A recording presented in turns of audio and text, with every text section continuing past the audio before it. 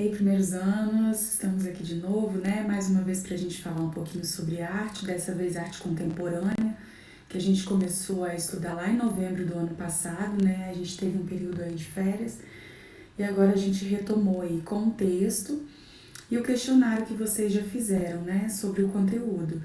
E agora eu venho explicar um pouco mais para vocês, né? Esclarecer, responder as dúvidas que vocês colocaram nos fóruns, apesar de poucas, né? Esperava muito mais, mas espero que mesmo à distância, assim, vocês consigam entender um pouco esse conteúdo de arte contemporânea. Então, eu trago para vocês aqui o texto, né, que nós trabalhamos, que eu mandei para vocês lá em novembro e vocês fizeram a releitura dele agora nesse mês de fevereiro, e a gente teve também aquela semana do carnaval, né, que atrapalhou um pouco as nossas aulas. Espero que todos tenham lido. E a minha dinâmica hoje é o seguinte: explicar esse texto para vocês e mostrar mais algumas imagens que vão clarear um pouco sobre arte contemporânea. Se a gente for pensar na linha do tempo da história da arte, quando a gente estuda linearmente, quer dizer, lá do comecinho da história da arte rupestre, lá na caverna, e a gente vai andando, né? Arte egípcia, arte romana, a gente faz todo aquele processo de desenvolvimento da arte, né, de mudança de períodos artísticos que a gente já estudou no semestre passado, até a gente chegar na Idade Antiga, da Moderna, e aí pós-moderna a gente chega na contemporânea, que é o que a gente está vivendo hoje. Lembrando que, por exemplo, quando a gente fala em vamos lá, romantismo, ou a gente fala em romântica, né? Ou a gente fala em surrealismo, cubismo, dadaísmo, que são movimentos lá da arte moderna. A gente está falando em nomes de movimentos. A arte contemporânea é um período onde se desenvolve formas artísticas que são um pouco diferentes do que a gente viu até, né, esse movimento do modernismo, que foi aonde eu parei com vocês lá em Pop Art no nosso último vídeo. Primeiro é contemporâneo porque acontece no momento que a gente está vivendo, né? Então são movimentos contemporâneos a nós, por isso que é arte contemporânea. E acontece a partir do século XX, né? E aí o texto vem falando, né, que o século XX foi marcado por intensas e significativas transformações na arte, especialmente nas artes visuais, que é o nosso foco, né? Que eu fiz lá no início do ano, quando a gente ainda estava presencial. Como a minha formação em artes visuais, né, o nosso foco aqui é em artes visuais, apesar da gente dar umas pinceladas nas outras manifestações artísticas. Então, lá no início do século XX, né, as artes visuais elas sofrem rupturas, superando padrões. O que a arte contemporânea vem fazer? Quebrar, mudar esses padrões. Então, se até a arte moderna, todo mundo que fosse do movimento cubista só podia pintar com formas geométricas, quadrados, círculo, triângulo, retos, ou os pintores do abstracionismo só podiam fazer obras abstratas, né, que a gente não tem imagens de figuras, né, figurativas que a gente chama, ou no surrealismo que a gente tem obras, né, que mostram coisas, seres, pessoas, objetos que não existem na realidade, só no plano surreal. Todo mundo era encaixado nesses quadradinhos. A arte contemporânea ela vem e quebra isso, fala, olha, quer misturar o surrealismo com o abstracionismo? Beleza, pode misturar, tá? Você quer misturar o dadaísmo com o cubismo? Também pode. Então você sofre essas influências, vai sofrendo essas influências desses movimentos. Você resgata lá a arte rupestre para fazer um trabalho agora de arte contemporânea, por exemplo, no grafite, tá? Então, a gente não pode pensar arte contemporânea com a cabecinha muito fechada e achar que vai ser tudo do jeito que eu olho o quadro, como eu olho a Mona Lisa, eu sei que é a pintura de uma mulher de costas para uma paisagem. A arte contemporânea ela vai te dar uma infinidade de possibilidades de temas de pintura, de materiais de pintura, de locais para fazer essas obras, né? Então, eu vou dando continuidade e a gente vai conversando mais, eu vou voltando nesses pontos com vocês. E aqui no segundo parágrafo eu trago para vocês uma contextualização histórica, né, sobre essa tendência artística, né, da arte contemporânea, porque a gente já conversou lá no início do ano passado como é importante, né, os acontecimentos sociais que influenciam na arte, né? A gente começou a ver isso, lembra das atividades que nós fizemos sobre a pandemia, né? Como outras questões sociais que foram acontecendo ao longo dos anos foram influenciando as produções artísticas. Então, por isso que é muito interessante, toda vez que a gente for estudar arte ou ver uma obra, que seja pintura, que seja um livro, um texto, uma poesia, uma música, a gente conseguir situar essa obra num tempo histórico. Então, olha, o texto, né, ele vem trazendo, né, que a arte contemporânea é uma tendência artística que começou a se manifestar no período pós-guerra como uma separação da arte moderna. Aquilo que eu falei para vocês, a arte ela vem caminhando ao longo dos anos e um movimento vai tentando superar o anterior, superar no sentido de ser mais atrativo, representar melhor aquele momento social, de inovar nas formas de criação, de processo de criação, tá? E aí, embora não haja consenso entre historiadores da arte críticos acerca, né, de quando começou realmente, né, que dia, a partir de que dia começou a arte contemporânea, não existe essa data. Fala-se metade do século XX até os dias atuais.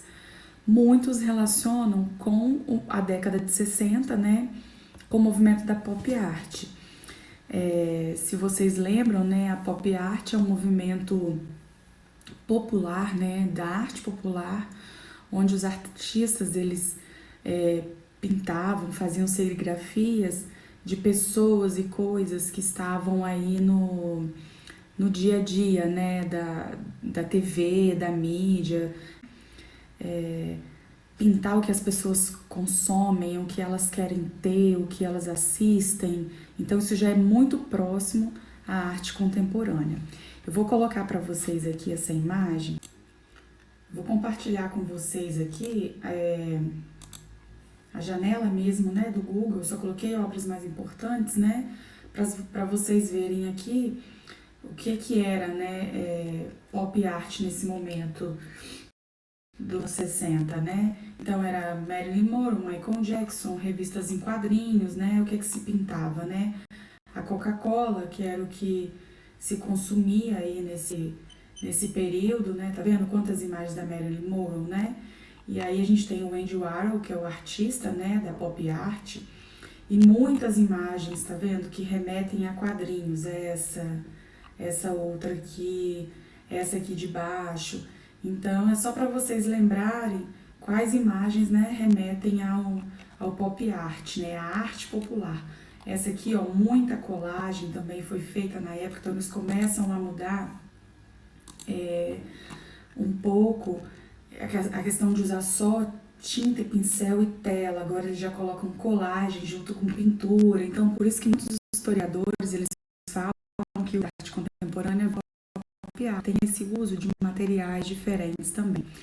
E uma outra obra que é muito importante também para a gente pensar essa ruptura da arte moderna para a contemporânea é a obra Um Mictório, do Duchamp. Eu acho que vocês lembram dela. Eu acredito que essa obra, a fonte, né, do Marcel Duchamp, que vocês já conheçam, ela é do dadaísmo, né, é um movimento já do final da arte moderna.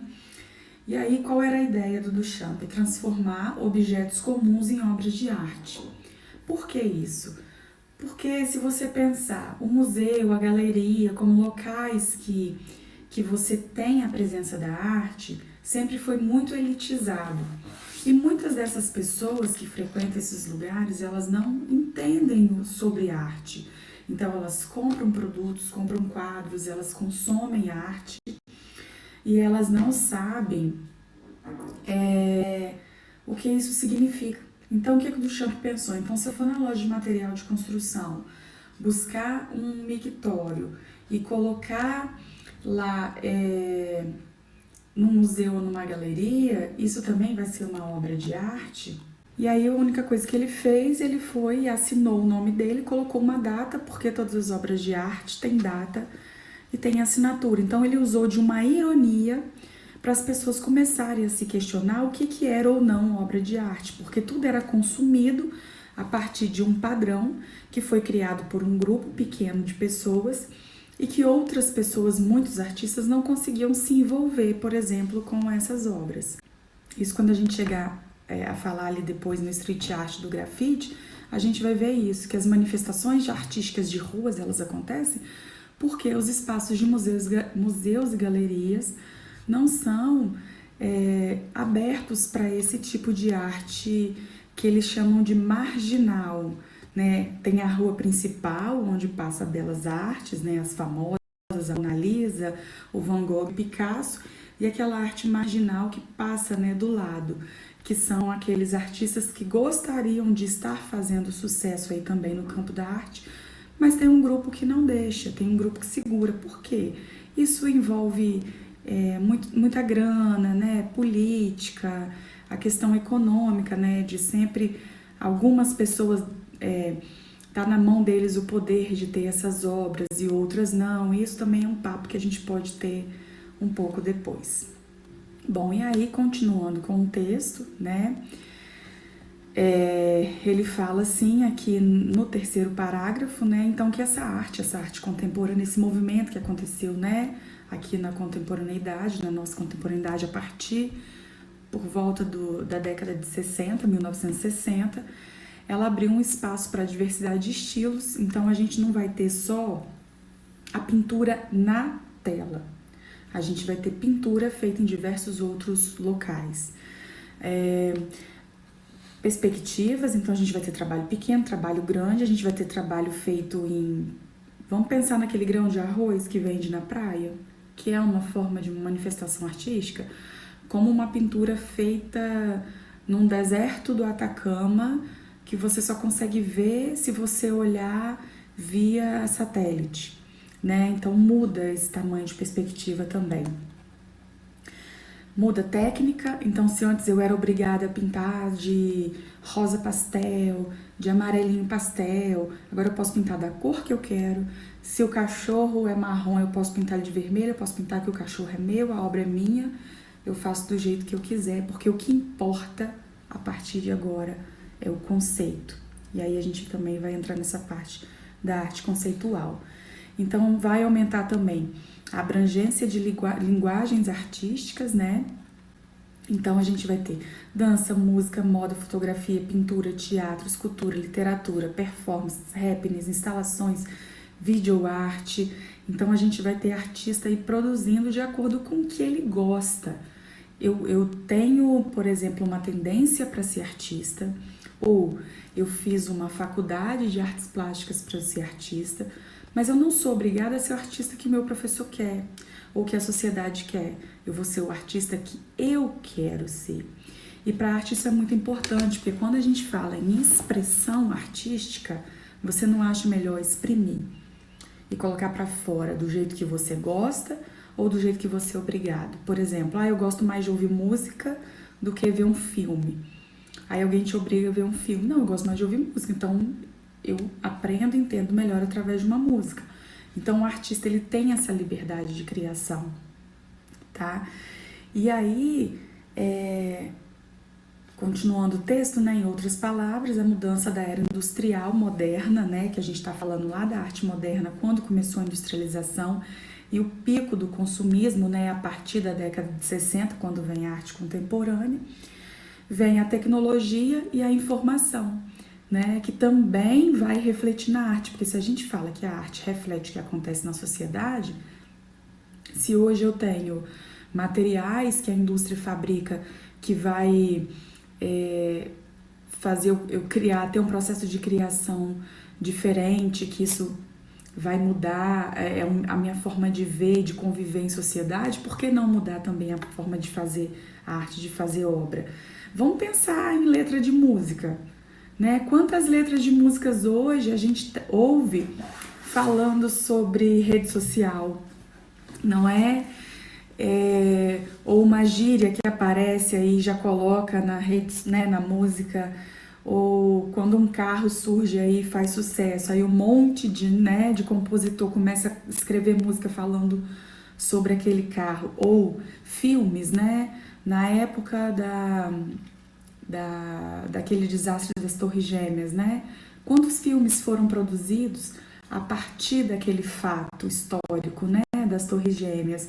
Aí o artista ele vai ter uma liberdade total para poder criar e se expressar artisticamente. E aí a gente vai ver aqui algumas questões diferentes dos movimentos anteriores da arte. Por exemplo, hoje eu posso pensar num produto artístico e ter alguém que faça esse produto para mim. Eu sou artista, a pessoa que faz, ela só executou a técnica, tá? Então, a gente vai caminhando para uma arte mais das ideias, que valoriza mais a ideia, o pensamento, a criação, todo aquele processo para o artista chegar àquela criação, aquilo que influencia o artista a chegar naquela criação, do que propriamente colocar a mão na massa e fazer. Então, hoje eu não preciso ter, dependendo da linha, né, que eu segui dentro da arte, ter uma habilidade em alguma habilidade técnica, né, para poder fazer a minha arte. Eu posso pensar e a outra pessoa executar. A gente vê aqui no texto, ó, que fala que a arte não tem mais compromissos institucionais com a igreja ou a política, porque a gente sabe de movimentos artísticos que utilizaram a arte para conquistar fiéis. Vamos supor, o barroco, né? O barroco é uma própria religiosa através da arte, a arte gótica também. Até a gente chegar, por exemplo, no Renascimento, que Deus não é mais o centro do universo, então diminui-se um pouco as pinturas a respeito de temas sagrados, né, e começa a se falar sobre o homem. A partir daí, né, com todo aquele movimento histórico do Renascimento, histórico-social, científico, político, a arte também começa a caminhar nessa direção aí de ser mais independente. E muito mais ainda a partir da arte contemporânea. E aí, finalizando esse parágrafo, ele fala: a arte contemporânea tem uma liberdade de criação tão grande que o artista ele vai por diversos períodos artísticos. Então, assim, tem artista contemporâneo hoje que ele faz a obra dele baseado no cubismo, mas também com relação ao, sei lá, vou colocar um aí, ao gótico. Ele mistura esses movimentos, então ele não tem obrigação de estar dentro de uma caixinha. Então essa liberdade de criação é uma característica muito importante da arte contemporânea que vocês não podem esquecer, tá? E aí o texto continua, né, falando especificamente sobre os movimentos da arte contemporânea. Tá meio pequeno aqui, mas vocês já têm esse texto em PDF, eu só coloquei para me dar um padrão aí para eu ir conversando com vocês sobre, né, de acordo com o texto, como a gente faria na sala de aula. Se por acaso também forem surgindo dúvida, porque na sala a gente responde mais automático, né? Aqui a gente não tem essa possibilidade.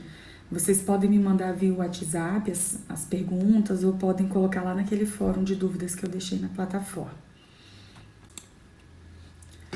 Então, os movimentos artísticos dentro da arte contemporânea, eles são diversos e muitas vezes seus limites são difusos, então não tem limite, né? Você não consegue definir claramente o que é happening e o que é performance. Você não consegue definir, às vezes, numa obra, se aquilo ali é fotografia ou é desenho. Então, não tem limite. É muito mesclado. A gente usa uma palavra, que vocês estão ouvindo muito agora, híbrido, né? Quando a gente fala assim, vocês vão ter aulas híbridas, né? Que é um pouco presencial e um pouco online. A arte contemporânea, ela é híbrida, porque ela mistura, ela passeia por outros movimentos, por outras técnicas, para poder construir a sua obra. E aí, dentro desses movimentos, né, a gente consegue separar, né, fazer uma classificação só para a gente estudar. É uma forma que a gente chama, os professores chamam de uma forma mais didática, é mais organizado para a gente explicar para vocês o que é arte contemporânea. Apesar de que algumas vezes vocês vão ver essa dificuldade de diferenciar uma de outra. Então, a gente começa com a arte conceitual, que eu já falei para vocês, né? Que é a questão da ideia. A ideia ela é muito mais valorizada do que propriamente a obra. Ah, a obra foi feita de lixo. Professora, que nojo. Mas qual a ideia por trás daquela obra?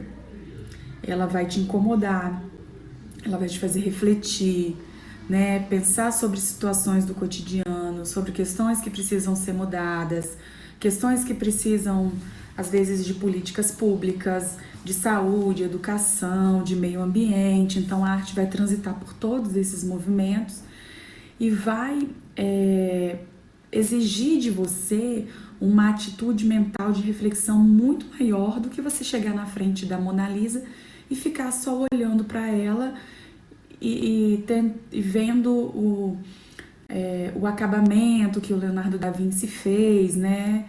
Os detalhes. Né? A arte conceitual não, ela não está preocupada com o material, ela está preocupada mais com a ideia.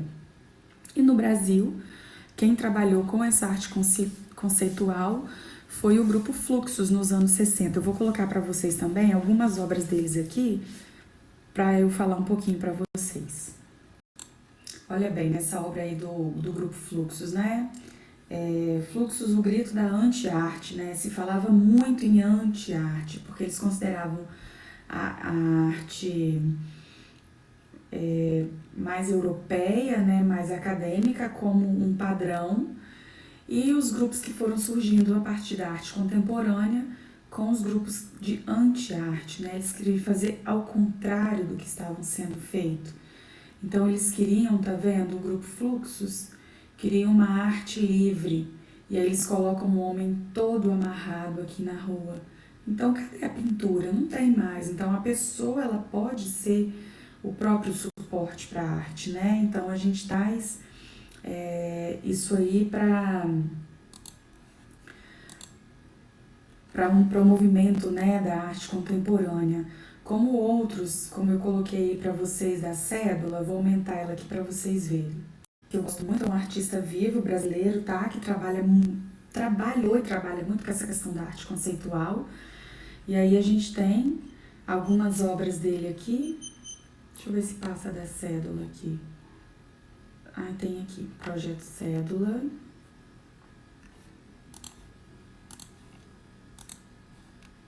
Abrindo aqui. Tá vendo? Esse projeto que ele fez aqui, ó, dessa primeira imagem. Herzog é um jornalista, né, que sumiu no período da ditadura. E aí o Cildo, ele carimba várias notas, são notas, né, notas de dinheiro, de circulação, de muita circulação. Por isso que o nome desse projeto é Inserções em Circuitos Ideológicos, porque ele faz um carimbo e ele vai carimbando quem matou o Herzog. Isso vai passando na mão de todo mundo, para as pessoas refletirem. Professora, mas é um erro estragar a nota? Com certeza é um erro, isso é um prejuízo grande para o Banco Central. Mas naquela época da ditadura, foi um meio dele fazer uma obra de arte, botar as pessoas para refletirem sobre, sem colocar o nome dele na reta, né? Então ninguém sabia quem tinha feito. Tem uma outra obra dele que eu gosto muito também, essa daqui, tem a da Coca-Cola, que ele escreve também nas garrafas de Coca-Cola, ele escreve, ele pega essas garrafas, né, que as pessoas usam, coloca um adesivo escrito falando sobre mal do governo, né, da ditadura, falando até próprio mal da Coca-Cola, e aí ele cola isso e devolve, né, porque retornava essas garrafinhas. Quando a fábrica ela enche, ela não percebe que tem esses adesivos colados, porque o processo de produção é muito grande. Então vai para a mão das pessoas. Quando a pessoa compra uma Coca-Cola, ela tem uma frase ali para ela poder refletir sobre aquele momento, aquela frase que ele colocou. Esse quarto vermelho aqui, ele está em Otim, para quem já foi em Otim, né, em Minas conhece. Cildo é esse senhorzinho aqui. E tem outras, várias obras dele super interessantes. Tem na Torre de Babel, que eu gosto muito também. Deixa eu ver se ela tá aqui. Essa aqui do cantinho. Ele coloca vários rádios empilhados dentro de uma sala, todos ligados em cada uma estação. E aí as pessoas entram e não conseguem entender. E o nome da obra é Torre de Babel, porque faz alusão lá àquela passagem bíblica, né, onde várias pessoas, várias línguas, né, estão juntas ali se falando e ninguém se entende para construir, né, uma escada que chegasse até o céu. Acho que é essa a história, né? Depois vocês me ajudam aí. E aí depois com o tempo, né, só para vocês verem aí uma sugestão de artista, né, conceitual e algumas obras dele.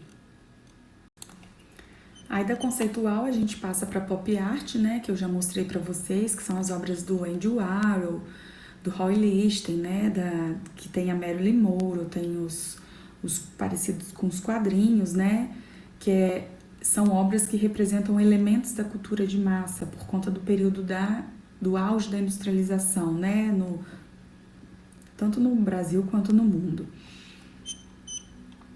E aí a gente tem também uma corrente dentro da arte contemporânea chamado de minimalismo. Então, às vezes a gente olha aquelas obras e fala: nossa, professor, uma tela em branco só com risquinho. O que significa isso? São artistas que o que eles queriam, o que eles primavam, priorizavam? O mínimo de recursos e elementos possíveis nas suas obras. Então, ele não quer aquela obra toda detalhada, toda pintada, eles querem o básico. Eles querem ver que elemento visual, e aí quando a gente fala de elemento visual, a gente está falando de ponto, de linha, de formas geométricas, de traços, né? Que elementos da linguagem visual, combinado com cores, são possíveis de formar uma obra de arte. E aí eles vão usando formas geométricas simples, cores puras, simétricas, quer dizer, né, igual de um lado e do outro, são formas repetitivas, sempre reduzindo os objetos e os aspectos, tá vendo? Esse aqui é quase uma complementação, né, de uma obra com a outra, e eles não querem passar sentimento, emoção. Então, assim, é mesmo um minimalismo de uma obra para estar ali naquele local e mostrar que é possível também eu fazer arte a partir do pouco, que eu não preciso de tanta grandiosidade. Se a gente for contrapor, por exemplo, o minimalismo com o barroco, que era uma arte exagerada, de muito ornamento, enfeite, o minimalismo é muito simples. Vou colocar também aqui algumas coisas para vocês verem. Olha, se vocês, né? Eu coloquei no geralzão mesmo, tá? Pra vocês terem uma ideia de como as cores, tá vendo? São simples, são poucos traços. Aquela que eu passei pra vocês, né? Do Frank Stella, que é um artista bem característico desse período aí. E aí, se vocês procurarem no Itaú Cultural, no site do Itaú Cultural, no História das Artes, vocês vão ver outros artistas, Mondrian também, esse colorido aqui, né, é característico, né, do minimalismo. Para quem gosta de futebol, já foi ali no estádio em Cariacica, no Kleber Andrade, né, as arcadas todas pintadas com essas cores do Mondrian. E tá vendo aqui, ele vai trabalhando esse mesmo padrão, né, das cores primárias em outras formas também. A gente observa esculturas desse período também, minimalistas, às vezes no chão, às vezes apoiadas em parede, às vezes elas são suspensas e penduradas, né? Então, quando a gente vai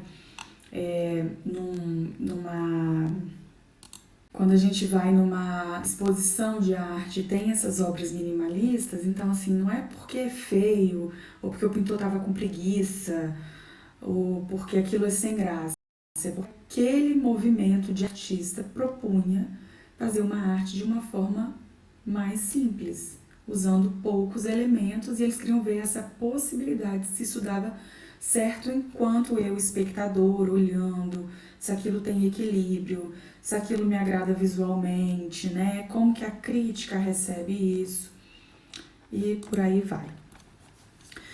E aí a gente tem depois, eu trago para vocês aí a arte povera, é um nome estranho, né? Mas é uma corrente que surgiu na Itália nos anos 60 e é comum também a gente ver uma que é mais francesa, outra é mais italiana, outra é mais Alemanha, outra é de Nova York, o modernismo que a gente tem brasileiro, que é diferente, né, do modernismo inspirado, mais diferente do modernismo de outros locais. Então a gente vai ver também esses movimentos específicos de cada lugar. Então esse movimento, né, essa arte se esforçava em produzir arte com materiais acessíveis, pobre e rústico. O que está ao meu favor? O que eu tenho para produzir? Para criar uma outra estética. Por exemplo, eu tenho restos de equipamento de informática.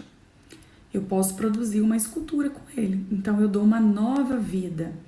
Eu dou uma nova cara. O que isso representa? Porque eles queriam criar uma nova estética. Por que essa nova estética com material rústico e pobre? Para que todos pudessem fazer. Então, assim, se um pincel de cerda, de pelo, de não sei que animal é caro, ou uma tela que é feita de qual madeira, ou esticada em que algodão é cara, por que eu não posso fazer com o resto do que eu tenho em casa, fazer virar uma obra também? E aí, qual era a intenção deles? Criticar o consumismo, a indústria, o sistema capitalista, né? Questionando sobre os objetos artísticos como materiais simples e efêmero. A gente vai ouvir muito isso na arte contemporânea, essa palavra, efêmero. Tô até grifando aqui para vocês verem. O que é efêmero? Pouco tempo de duração. Tem tempo de duração. Então, geralmente, obras da arte contemporânea são efêmeras, elas têm tempo de duração. Por exemplo, se eu fizer uma obra de arte povera com um papel e colocar no canteiro aqui em Venda Nova, a primeira chuva que der, isso vai derreter. Então, as ações, né, do tempo, elas destroem isso. Professora, mas não é para ficar igual essas obras que estão há quantos milhões de anos lá em museu? Não é ideia da arte contemporânea. Se aquela obra mexeu com você, ela te trouxe alguma reflexão, você filmou ou fotografou para mostrar para outras pessoas e isso ficou registrado, ela não precisa durar para sempre. É o que está aqui dentro, é o que está aqui dentro, é o que vale, tá?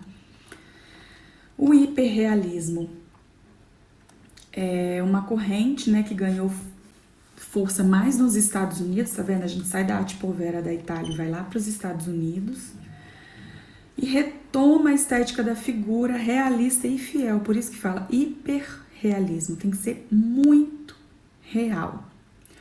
Porque eles queriam ser contra o expressionismo abstrato. O que era isso?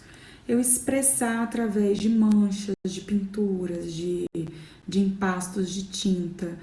E o minimalismo, que a gente falou agora, que era linha simples, né? Pontos, e não tinha muita figuras, né? A gente fala arte figurativa. O realismo, ele é cópia o melhor ou mais possível do real. Então, se a gente pegar as obras hiperrealistas do Homoeck, né, que é um artista esplêndido aí nesse movimento do hiperrealismo, olha só como ele faz, né, com perfeição, um rosto deitado, o bebê, e olha o tamanho do artista e da obra. Então são obras grandes. Ah, esse aqui, ó, que a mulher, né, dá pra ver o tamanho. Olha, esse que também tá o senhor aqui, né, na visitação. Então são obras muito grandes. Olha o detalhe do recém-nascido, né? Olha quão grande que é. É para chamar atenção, porque é hiper, né? É grande. E porque eles querem recuperar essa questão dos detalhes da arte.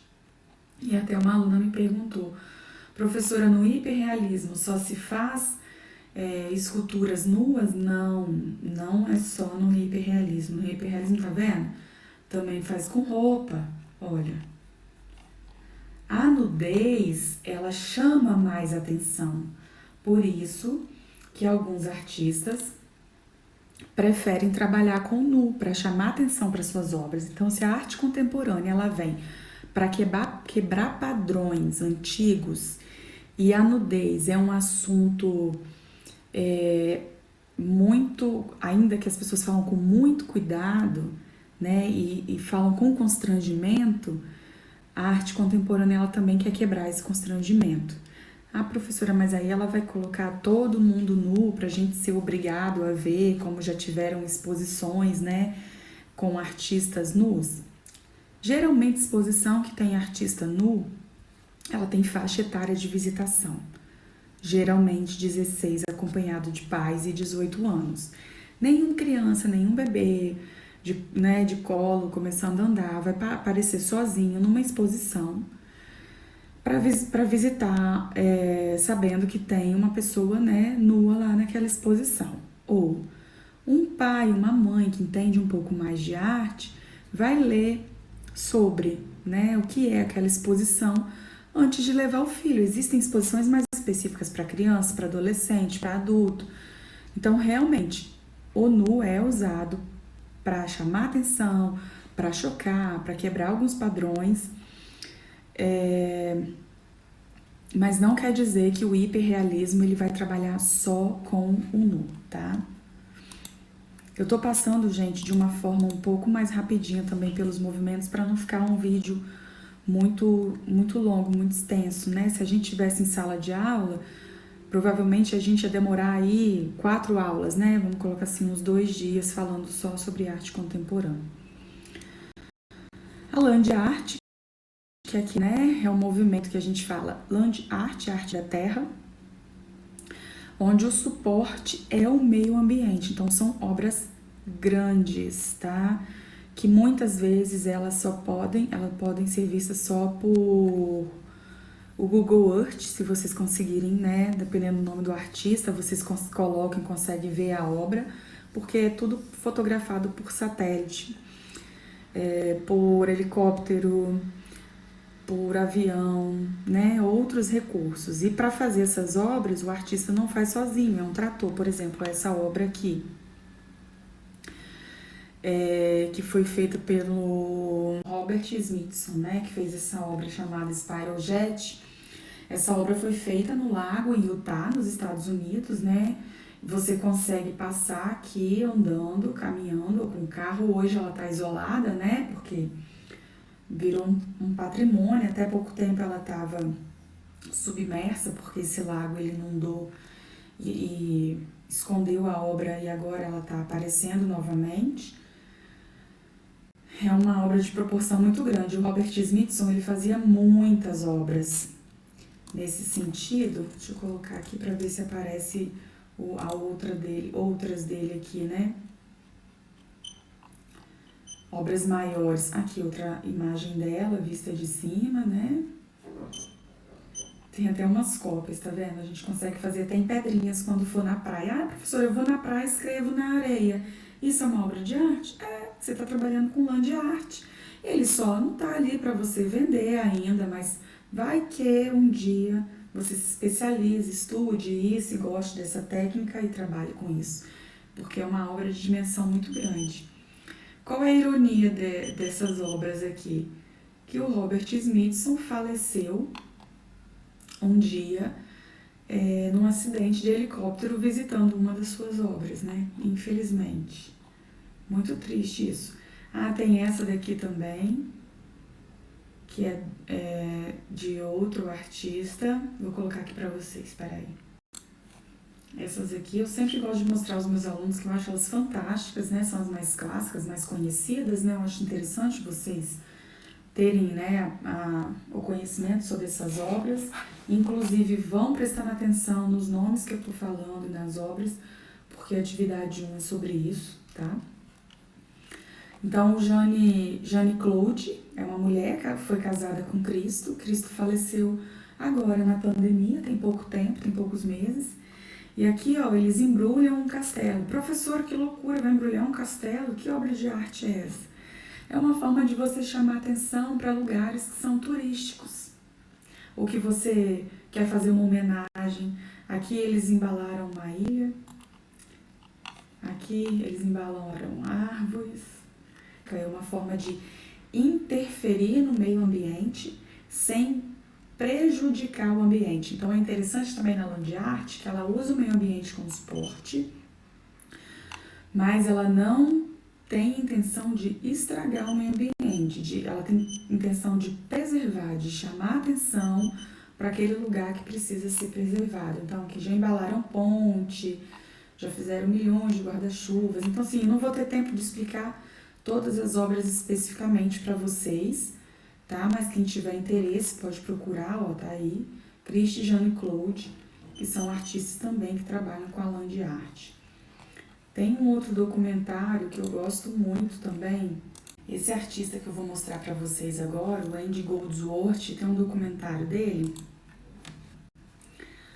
É meio longo, gosto muito, mas é legal como ele trabalha com os elementos da natureza que ele tem próximo a ele, de acordo com as estações do ano. E a partir daí,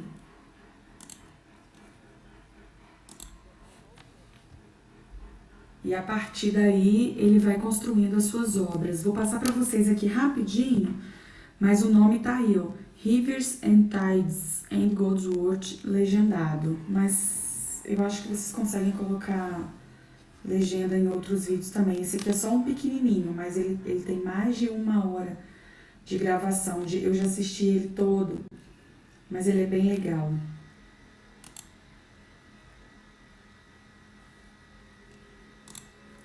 Essa parte os alunos gostam muito, que ele vai construindo tipo uma teia de aranha, né, com pequenos gravetos, e a paciência de ir colocando, né, um do outro, e ele vai falando, né, narrando sobre esse trabalho que ele faz, e ele acha esse equilíbrio, tá vendo? Tem um equilíbrio bonito, só que se venta ali, vocês sabem o que acontece, né?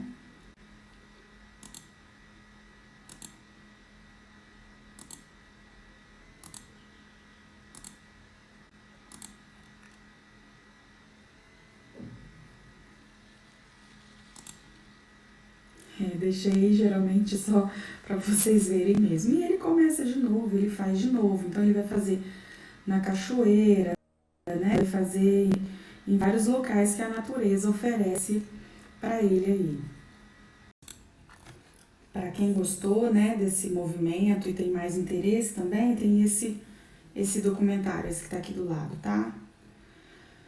The Case for Land Art, é um resuminho, né, sobre algumas obras também da Land Art com artistas, né, e obras para vocês conhecerem um pouco. Novamente eu vou falar, né, com vocês, como o nosso tempo é curto, eu vou pincelando com vocês, dando umas dicas de obras de artistas, e aí quem tem interesse depois, né, vai pesquisando um pouco mais. É impossível uma professora de artes em 1 ano, principalmente nessa questão, né, nesse período remoto, conseguir trabalhar, né, tanto artista, tanta obra com vocês. Voltando ao texto, depois da Land Art, a gente tem a Street Art, né, que é a arte de rua, que ela vem da década de 70, né, dos Estados Unidos.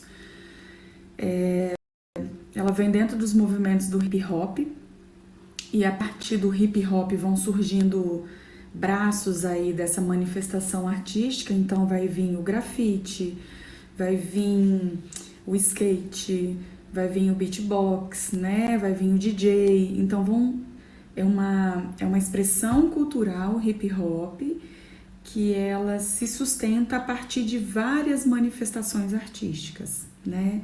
Então, por ela ser street art, ela é feita no espaço público, ela tem que ser feita na rua, ela engloba, né, o grafite e o stencil. Eu vou mostrar para vocês a diferença dos dois, mas ela também, por ser street art, ela envolve performance, porque o artista pode fazer na rua, ela envolve o teatro, porque o artista também pode fazer teatro na rua, o happening, porque ele também pode se apresentar na rua, e ela é efêmera, né? Porque como ela é feita em espaço público, você faz um grafite, daí um tempo, com chuva, né, com sol, aquilo vai desbotando, vai acabando. Ou se é um teatro, ele tem um tempo de duração. E depois que o artista coloca essa obra ali na rua, ele já não tem mais controle sobre. O outro pode vir pintar por cima, né? E a interação do público nessa street art também é muito importante, porque geralmente quando a gente entra no museu, a obra está na parede e a gente tem uma fita no chão para que a gente não pode tocar nessa obra, né? Quando a gente fala de obra, até o movimento modernista. Quando a gente fala de arte contemporânea, a gente está falando de obras que a gente pode interagir com elas. Então pode ser um teatro de rua que o ator ele te chame para fazer uma interação com ele, ou um grafite que já está lá há um tempo, você vai lá e dá uma riscadinha também e complementa aquele desenho. Então depois que você faz, aquela obra já não é mais sua. Então a gente vai ter muitos artistas aí, né, do grafite. E o stencil, ele também é uma vertente do grafite, mas assim, o grafite você trabalha com spray, você trabalha com tinta, com rolo, com pincel. E o stencil, para quem tem mais dificuldade de desenhar à mão livre, o que é feito? Tá vendo essa caveira aqui? É feito um desenho sobre um papel mais firme, ou um papelão, ou aquelas chapas de raio-x. E aqui, ó, só para vocês verem, tá vendo? Esse grafiteiro ele já tem um stencil pronto, um molde vazado, que a gente chama no artesanato, né? E aí ele só coloca esse stencil na parede e joga o spray em cima.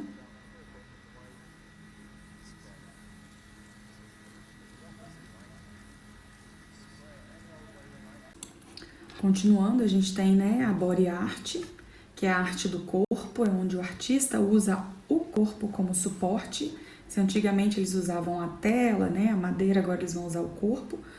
É aliado à performance, porque às vezes o artista se pinta e ainda faz movimentos, né, de dança, de expressão corporal. E tudo que ele quer passar de sentimento, ele precisa passar através do corpo. A tatuagem é um tipo de body art, é uma marca no corpo, né? E mais alguns outros artistas, eles vão além disso, né? Eles se pintam e eles vão pra rua, né? Fazer essa manifestação. Por isso que é uma arte do corpo próxima à performance. Eu já vou até entrar na performance, que é o próximo, e eu vou mostrar para vocês um movimento que foi feito aqui no Espírito Santo, depois dos desastres daqueles, né, de lama de Mariana, acho que foi de Mariana que foi o primeiro, né? Então, eles vão pra rua, tá vendo? E todos se sujam de lama para representar as pessoas que sofreram, né, naquele desastre. Então, eles pintam o corpo, é uma arte do corpo, e ao mesmo tempo eles fazem a performance, fazem um teatro, né? E aí eles acendem velas, sujam os lugares, porque quem não foi a Mariana vê essa reprodução, né? Essa tentativa de reprodução daquela situação que as pessoas passaram lá, isso para refletirem e chamar atenção para uma luta, né? Para que isso não aconteça novamente. E aí eu também trago para vocês uma das artistas performáticas mais famosas do mundo, tá? Chamada Marina Abramovic. Ela tem um número de performance muito grande, ela era muito louca, assim, sabe? Disponível a fazer muitas performances durante a vida dela. Hoje ela é uma senhora, trabalha com o mercado da arte, né? Ela ganha dinheiro com isso, mas já não faz mais performance. E no período que ela foi casada com o Lei, também faleceu há pouco tempo. Esse aqui também é ele. Esse aqui também desculpa, esse que ela tá com vestido vermelho também é ali ele numa dessas últimas apresentações. Nessa apresentação que ela tá de vermelho, ela passou dias dentro do museu sentada nesse banco, as pessoas podiam entrar, ficar de frente para ela.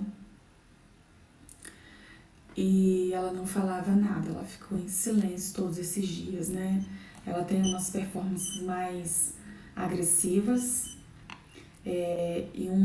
Teve uma performance dela, deixa eu ver se eu acho aqui. Ela ficou nua e ela deixou essa daqui, ó. Ela deixou vários objetos em cima da mesa e as pessoas podiam... Mentira, ela começou com roupa. Começou com uma roupa e deixou vários objetos em cima da mesa. E aí as pessoas podiam fazer o que quisesse com ela. E ela se surpreendeu com a violência com que as pessoas trataram ela, até deixar ela nua. Então ela ficou muito apavorada com essa situação que aconteceu com ela. Então eles só não chegaram a cortar ela e nem dar tiro, porque tinha um revólver também, porque na segurança interveio, porque o medo era até que eles matassem ela. Mas pintaram ela, jogaram lama, sujeira, cuspiram em cima dela, e ela sempre quieta ali. Essa aqui é outra imagem. Também davam coisas para ela segurar, penduravam coisas nela, nessa imagem aí da direita, tá vendo? Ela tá nua já, toda machucada, assim, machucada moralmente, né? Porque é legal quem tiver interesse ler sobre essa experiência dela enquanto a artista nessa performance específica, tá?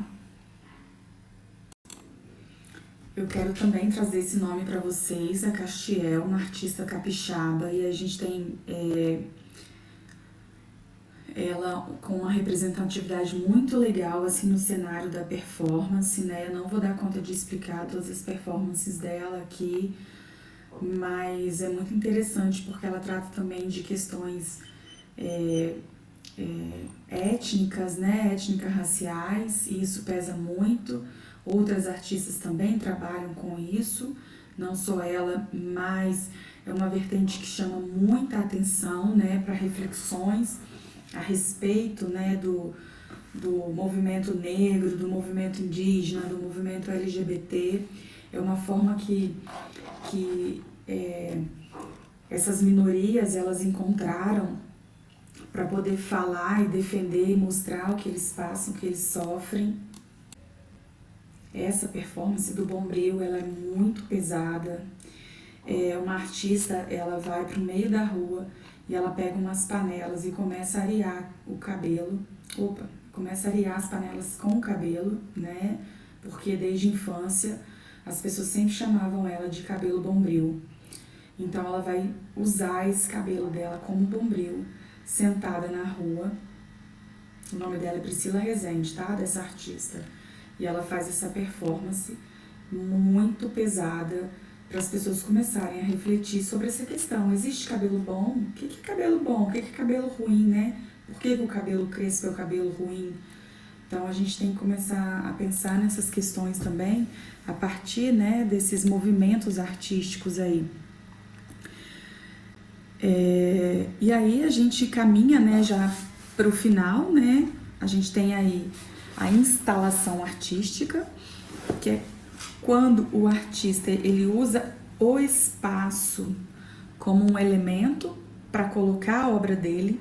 Se a gente pensou lá na Land Art, né? A Land Art ela conversa com o local. Se eu tenho umas folhas, uma árvore, eu vou fazer uma obra ali naquele local. A instalação artística eu tenho que ter um espaço aberto, ou um museu, ou uma galeria, e levar a minha obra e colocar ali como essa obra que eu trouxe aqui para vocês, né, que ela tá lá em Otim, do Hélio Oiticica, que é um artista brasileiro, e pra gente ele tem muita representatividade, né, dentro da arte moderna e contemporânea. E aí ele é famoso, né, por fazer essas instalações. Essa daqui é uma reprodução, né, de uma instalação dele, chamada Os Penetráveis. Essa amarelinha que tá pendurada, né, são os bólides. Ele fez primeiro pendurado, para que as pessoas, como eu já disse, na arte contemporânea, pudessem entrar na obra. Qual era a proposta do Hélio Oiticica? Eu não quero ficar só contemplando a obra. eu quero poder entrar na obra. E aí eu quero pisar aqui nesse chão de areia e de terra descalço, nessas pedrinhas aqui, e sentir o que a obra passa para mim. Então, geralmente, o que esses artistas de instalação eles fazem? Uma maquete, e depois eles levam essa maquete, né, pros galeristas, pros museus, e fazem isso em tamanho maior, que geralmente não são eles contratam uma empresa que faz esse tamanho maior. Essa daqui ela é fixa lá em Otim. Confesso que eu fiquei muito emocionada quando eu cheguei perto dessa obra, porque é diferente, né, a gente estudar e ver pessoalmente essa obra. Então, assim, quem já foi ou quem tiver a oportunidade de ir, lembrando que em Otim é o maior museu de arte contemporânea a céu aberto da América Latina. Então, se você for para Inhotim, no mínimo 2 dias para você visitar todas as obras de arte contemporânea que existem nesse lugar. Muitos artistas brasileiros e alguns artistas internacionais. Alguns, como o Hélio de Sica, você tem ele aqui na parte de fora, mas você também tem algumas galerias que são expostas fotografias, instalações dentro do museu.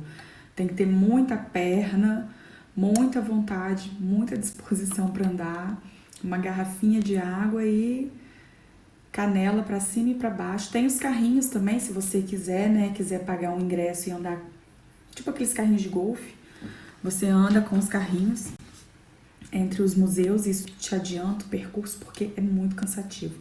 Se tiverem curiosidade também, entrem em sites sobre Inhotim, tá? Fica em Brumadinho, onde aconteceu aquele desastre também. Mas não chegou ao museu, tá?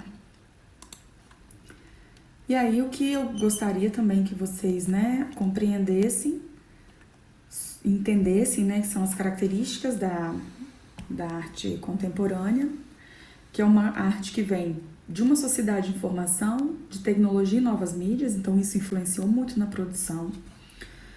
Os artistas expressam sua subjetividade, eles têm uma liberdade de criação artística, como eu já falei, eles podem produzir desde um muro na sua cidade, né, numa montanha ou dentro da sua casa. A efemeridade, porque tem tempo, essas obras têm tempo de observação, né, dependendo do material. Às vezes uma obra é feita com gelo, aí o sol nasceu, fez calor, derreteu, acabou a obra, né? Então abandona os suportes tradicionais, que eram os suportes à tela, né, a pintura em tela, a pintura em madeira, e agora eles começam, né, a usar outros suportes, tudo é suporte para arte.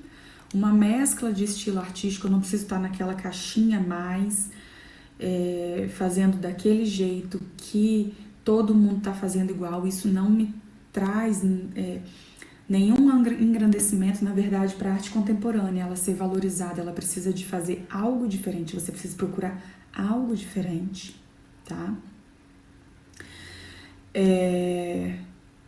Utilização de diferentes materiais, como já disse para vocês, é uma fusão entre a arte e a vida, então a gente sempre vai estar procurando um conceito, uma ideia, uma reflexão, né, de questões sociais, atuais, que estão acontecendo nessas obras.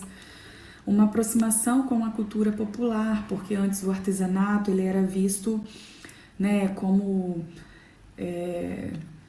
feito manualmente, então não é valorizado. Hoje eles trazem o artesanato, né? A gente tem artistas que trabalham esse artesanato. Por exemplo, eu conheço trabalhos de grafiteiros que misturam tinta com bordado, né? Numa parede. Então eles colam o bordado, depois eles complementam com a tinta. Então resgate disso aí. Ou mesmo quadros que são pintados e aí depois eles passam linhas, né? Uma costura. Então fala-se também nessa questão de costurar. Eles trazem esse questionamento sobre qual é a definição de arte. Então, o que é arte? Quem pode definir o que é arte? Quem tem essa propriedade para falar se o meu trabalho é arte ou não? E isso é uma questão que envolve alguns conceitos de economia e de política que a gente deveria discutir com mais calma em sala de aula para vocês entenderem como acontece o mercado da arte, porque alguns artistas não conseguem fazer com que suas obras sejam vendidas a preços exorbitantes e a gente tem ao mesmo tempo outros artistas que vendem obras milionárias, né? Por que isso acontece? Então, é o mercado da arte e pessoas poderosas que estão aí por trás financiando as pessoas que eles têm interesse, né, em ganhar dinheiro junto. Então, gente, até na arte tem essas pilantragens, essas falcatruas, e aquele artista, né, que quer mostrar a obra dele, ele tá ali na luta, na lida, fica procurando galeria, né, o portão de entrada do artista é a galeria geralmente ela é particular, então a galeria ela tem nome e ela te divulga, é como se você tivesse um padrinho, que antigamente se chamava de mecenas, então você precisa desse padrinho, que te leve nessa galeria para expor e esse galerista ele chame pessoas influentes para ver se gostam da sua obra e comecem a comprar a sua obra e essa obra valorizar no mercado. Os museus eles só fazem exposições já com os clássicos, né? E aí o que acontece é a arte marginal. Quem não pode entrar numa galeria ou expor no museu vai para a rua, vai fazer sua arte na rua e hoje com a pandemia vai para o Instagram, né? Que eu tenho visto que tem aumentado muito o número de Instagrams que divulgam, né, os trabalhos dos artistas. E aí, dentro do Brasil, né, terminei ali. Tá, e a questão da interação do espectador com a obra, que é uma questão que já caiu algumas vezes também no Enem, sempre perguntando sobre o que muda com a arte contemporânea, a possibilidade do espectador interagir com a obra. Então, às vezes, você tem uma escultura que, se você mudar a forma dela, ela vira uma outra escultura. Aí vem uma outra pessoa e muda e vira uma outra escultura. Ou, como eu mostrei para vocês, né, do Hélio Oiticica, a possibilidade de você entrar dentro da obra que ele construiu. Aqui é a possibilidade de você vestir uma obra que o artista construiu e criar movimentos. Então, assim, essa é a interação do espectador com a obra. Então, falando da arte contemporânea no Brasil, como eu já disse para vocês, né, a gente tem algumas vertentes que que aconteceram aqui depois de ter acontecido nos Estados Unidos e na Europa. Artisticamente, o Brasil, né, é um pouco mais atrasado nessa questão de chegar aos movimentos. Os movimentos acontecem na Europa. Paris, né, é o berço. França é o berço da arte. Depois Nova York fica com esse título no período da arte moderna e contemporânea, e depois isso vai chegando aos poucos no Brasil a partir de um manifesto chamado Manifesto Neoconcreto. O que é esse manifesto? Na arte é como se eles lançassem uma revista e eles escrevendo: a partir de hoje a gente vai começar a pintar desse jeito, a esculpir assim, porque a gente acredita nisso, que a gente se embasou naquilo, que a gente estudou sobre, né? Então isso aí é um manifesto. E aí esse manifesto ele é feito por Amilcar de Castro, Ferreira Goulart, Franz Haim, Lígia Clark, Lígia Pape. Tem até uma escultura aqui que a gente chama dela o bicho, que ela pode ser movimentada, você pode tocar, como eu falei pra vocês. A cada pessoa que toca ela ganha uma forma diferente, né? Você muda, ela é móvel. Então, Lígia Clark é uma artista, Lígia Pape é outra, tá? Elas são diferentes, têm produções diferentes, mas tudo dentro da arte contemporânea, da questão trabalhando com sentidos também, que é muito legal dentro da arte contemporânea. Reinaldo Jardim, Theon Spanudes e outros mais reconhecidos, né? Hélio Oiticica, Luísio Carvão, Hércules Bassotti, Willis de Castro, Cildo Meirelles, que eu já falei para vocês. E a partir, né, dessa data aí de 59, na geração 80, que aí a gente tem uma exposição chamada Como Vai Você, Geração 80, aqui acontece no Parque Lage, né, no Rio de Janeiro, e essa mostra reúne 123 artistas, tentando descobrir quais são os artistas que trabalham com arte contemporânea aí. E aí, nesse período, a gente vai ter Alex Valauri, que é do grafite, da questão do stencil, que eu falei para vocês, ele é um dos precursores. A Beatriz Milhazes, que é uma artista hoje brasileira, viva, que tem uma das obras mais valorizadas do mundo. As pessoas ficam 5 anos numa fila de espera para conseguir comprar uma obra da Beatriz Milhazes por milhões de dólares, tá? Então ela faz pouca obra, ela já fez muito, agora ela tem feito pouco. Inclusive, ela tá com 2 exposições em São Paulo, muito grandes. Uma no MASP e uma complementação no Itaú no Banco do Brasil, se eu não me engano, no Itaú. Com o tema Avenida Paulista, ela falando sobre as obras que ela pintou sobre São Paulo, assim, espetacular a obra dela, muito para quem gosta de cor, de vida, né, muito legal. Daniel Senise, Leda e o Leonils, que é um artista bem interessante. Não vou ficar falando sobre eles, não. Acho que vocês podem procurar também um pouquinho sobre. E aí, outras questões também, outros movimentos, né, que vão colocando essa arte contemporânea mais firme aí nesse meio, são as Bienais Internacionais de São Paulo, que é a mais famosa, ela acontece, né, Bienal acontece de 2 em 2 anos. É uma oportunidade, né, para os artistas exporem as suas obras. São artistas convidados, mas também existem editais que você pode estar se candidatando para poder apresentar a sua obra. E no cenário mundial eu coloquei alguns nomes, né, para vocês aí. O Robert Smithson, que eu já falei para vocês, né, que é dos Estados Unidos. A Marina Abramovic da Performance, que eu já falei também, a Sérvia. A Rebecca Holm, o Richard Serra, também é da Land Art. E o Banksy, que a gente acha que é britânico, né, que eu falei para vocês que é o grafiteiro misterioso. Bom, tentei falar para vocês, né, de uma forma muito rápida, mas clara, um pouquinho sobre a arte contemporânea. Eu acho que se vocês entenderem sobre as características, vocês vão conseguir começar a entender sobre essas obras. A gente não aprende arte contemporânea de um dia para o outro. A gente não vai numa exposição de arte contemporânea achando que a gente vai gostar de tudo que a gente vê, e também a gente não precisa, tá? Cada um vai ter sua forma de sentir, de ver aquela obra. A gente não vai dar conta de decorar todos os movimentos, de decorar todos os nomes de artistas, de decorar todos os nomes de obras, mas o que é interessante nesse momento é que a gente tenha contato com essas obras, com esses artistas, com essa visualidade, porque a gente não pode deixar que a arte continue sendo privilégio de poucas pessoas. A arte contemporânea, ela veio para mostrar que ela tá aí para todo mundo. Ela não é privilégio só de uma classe mais favorecida.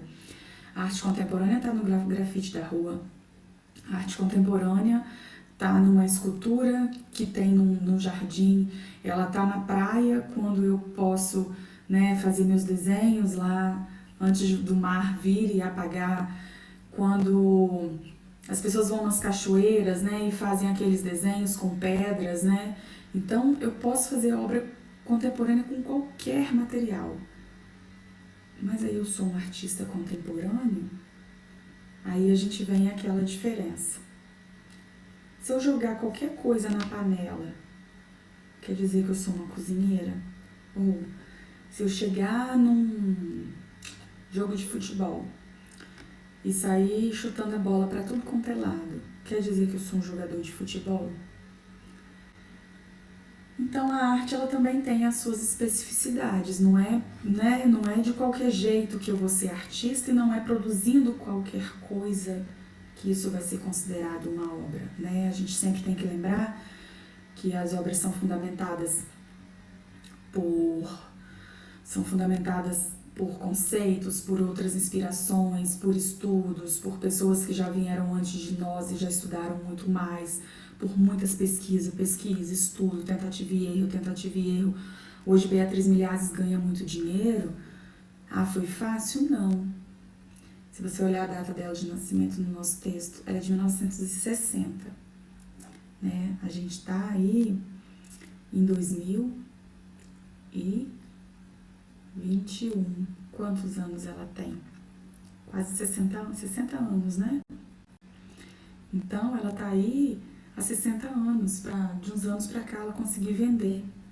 Ela criou uma forma específica, um processo de criação que é dela, que é autoral, que não foi cópia de ninguém. Não adianta eu ir pra internet pegar uma cópia, fazer um desenho e achar que isso é arte. Eu gosto de desenhar, eu vou ter que desenhar muito para chegar na excelência, né? Eu gosto de pintar, vou ter que pintar muito. Da mesma forma que eu gosto de cozinhar, eu vou ter que cozinhar muito e ter que jogar muito futebol para ser um jogador de excelência. Não é assim?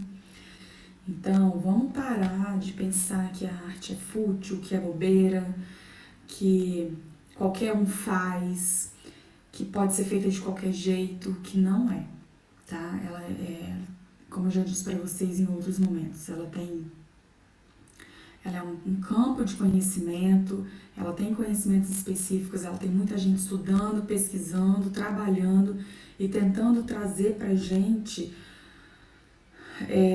a excelência em qualquer coisa que é feita, e a gente tem que valorizar e tem que principalmente respeitar. Eu não preciso gostar de todas as manifestações artísticas, mas eu preciso respeitar, porque ali atrás tem um artista que às vezes abdicou de muita coisa para poder fazer aquela obra e, e não tá fácil ser valorizado por isso, principalmente no momento, né, de pandemia, onde as pessoas não têm dinheiro nem para comer. Como que elas vão ter dinheiro para comprar uma obra de arte? Então, os artistas, e aí eu tô falando de músicos, de atores, atrizes, né, que estão passando esse período da pandemia por uma grande dificuldade, porque eles não podem juntar as pessoas, aglomerar para que as pessoas vejam, né, a sua obra, para que ele mostre o que ele sabe de melhor. Espero então que vocês tenham gostado, que eu tenha sido clara, e mais uma vez, as dúvidas podem ser mandadas pelo WhatsApp, podem ser postadas na plataforma, num fórum específico também, tá? E a gente vai tocando aí para finalizar esse ano de 2020. Muito obrigada por vocês terem me ouvido, um beijo a todos, se cuidem e fiquem com Deus.